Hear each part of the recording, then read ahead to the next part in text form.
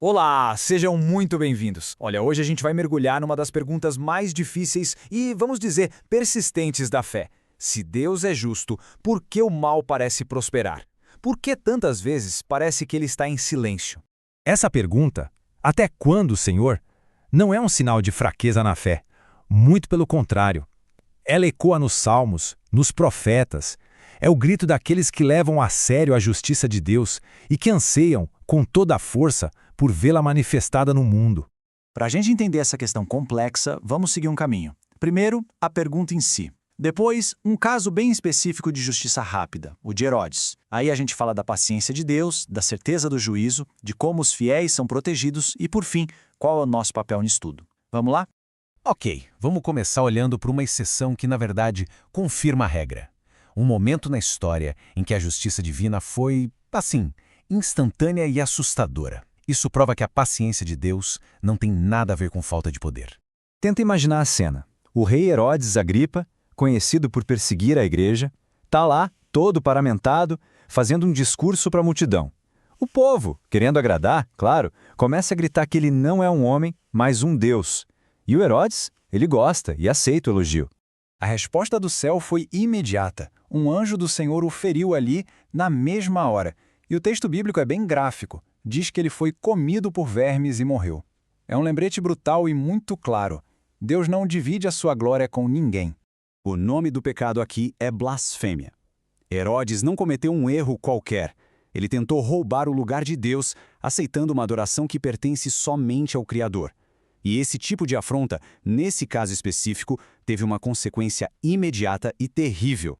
Então, o ponto-chave aqui é o seguinte: o caso de Herodes é a exceção, não a regra.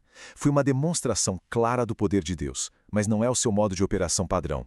O que nos leva de volta àquela pergunta principal, né? Se Deus tem todo esse poder, por que ele não age assim sempre? Por que ele parece esperar enquanto a injustiça rola solta? A resposta está num dos atributos mais, talvez, incompreendidos de Deus: a sua paciência. A Bíblia meio que vira a nossa ideia de demora de cabeça para baixo.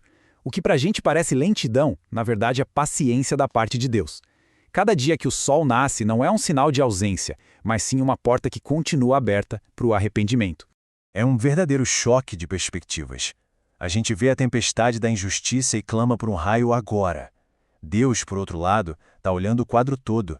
Ele está, pacientemente, como que regando a terra, dando tempo para que as sementes da salvação possam brotar. A paciência dele tem um propósito de salvação. Mas, atenção, é fundamental entender que essa paciência tem um prazo de validade. Ela não significa impunidade, de jeito nenhum. Vamos avançar um pouco para ver como a Bíblia garante que o juízo final é certo, é inevitável.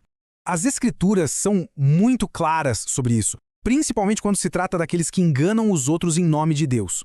Eles podem até prosperar por um tempo, mas a sua destruição é garantida, já está decretada. A palavra repentina aqui se refere à certeza, à perspectiva de Deus, não necessariamente ao nosso relógio. O próprio Jesus usou uma das imagens mais fortes que existem para condenar a hipocrisia: sepulcros caiados. Por fora, lindos, branquinhos, mas por dentro, cheios de morte, de ossos, de podridão. Isso mostra que o julgamento de Deus vai além de qualquer aparência, de qualquer máscara. Aqui a gente vê quase um roteiro. O mal já está em ação, sim, mas algo o freia por enquanto. Um dia esse freio vai ser retirado e o perverso vai se manifestar com tudo. E aí, no final, ele será completamente aniquilado pela vinda de Cristo. A paciência de agora prepara o palco para a justiça final. E a justiça de Deus é perfeita, é proporcional. A Bíblia avisa que aqueles que se colocam na posição de ensinar a palavra, mas a distorcem para benefício próprio, vão enfrentar um julgamento ainda mais rigoroso. É uma responsabilidade gigantesca. Certo, tudo isso nos leva a uma pergunta bem prática e crucial. Enquanto a gente espera por essa justiça final e as pessoas fiéis que estão sofrendo agora, elas estão simplesmente abandonadas à própria sorte? E aqui está uma promessa de dupla ação. Deus sabe fazer duas coisas ao mesmo tempo. Ele reserva os injustos para o dia do juízo e, simultaneamente, ele livra os piedosos das provações. A soberania dele opera nos dois lados dessa equação da justiça. Agora, é muito importante entender o que é essa proteção. Não é um escudo mágico contra toda dor, toda dificuldade ou injustiça deste mundo. A promessa é muito mais profunda. É a garantia de que aconteça o que acontecer. Quem é de Deus será guardado da destruição final e eterna. A segurança é espiritual e definitiva. Então, como é que a gente junta todas essas peças? O que fazer com esse entendimento todo? A resposta não é se desesperar, mas sim um chamado muito claro para sermos fiéis. E aqui está a grande virada de chave. A demora de Deus não é indiferença, é longanimidade. O silêncio dele não é ausência, é preparação. Ele está tecendo o desfecho justo e perfeito de toda a história. Então a nossa parte não é ficar de braços cruzados. Somos chamados à ação, a discernir o que é verdadeiro, a nos agarrar à sã doutrina, a falar a verdade em amor e, acima de tudo, no fim do dia, confiar. Confiar que o juiz de toda a terra fará o que é certo. E a gente encerra com essa promessa poderosa. A caminhada pode ser longa, a espera pode ser angustiante, sim, mas a promessa final não é para quem simplesmente começa a corrida, é para quem persevera até o fim, confiando na justiça e no tempo perfeito de Deus. A questão não é se a justiça virá, mas como vamos viver fielmente até que ela chegue.